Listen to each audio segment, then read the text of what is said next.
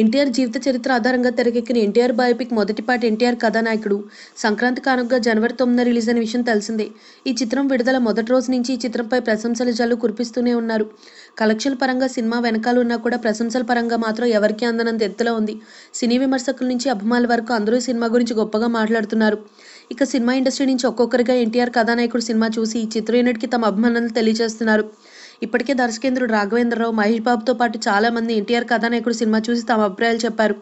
ఇక తాజాగా Tollywood star hero Rajasekhar కూడా ఈ లిస్టులో జాయిన్ అయిపోయాడు.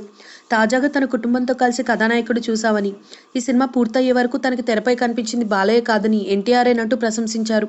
కథానాయకుడు చూసి తనకు మాటలు కూడా రాలేదని చెప్పుకొచ్చారు.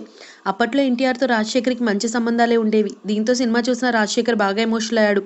ఈ సినిమాపై ట్విట్టర్లో రాసుకొచ్చాడు. ఇక చంద్రబాబు నాయుడుగా రాణా, అక్కినేనిగా సుమంత్, హరికృష్ణ పాత్రలో కళ్యాణ్ రామ్, బసవతారకంగా విద్యా బాలన్, ఇలా ఎవరికి వాళ్ళు తమ తమ పాత్రల్లో ప్రాణాలు పోసారని రాసుకొచ్చారు. ముఖ్యంగా టెక్నికల్ విభాగాన్ని ప్రత్యేక కృతజ్ఞతలు తెలిపారు. అలాగే జీవితకి ఎన్టీఆర్తో ఎమోషనల్ రిలేషన్ ఉందని, ఆమె సినిమా చూసి ఇంకా ఫీల్ అయిందని చెప్పారు ఈ హీరో. మొత్తానికి రాజశేఖర్ రివ్యూ ఇప్పుడు నందమూరి అభిమానులకి పిచ్చి పిచ్చిగా నచ్చేసింది. If you like the video, please like us and subscribe Tollywood Nagar.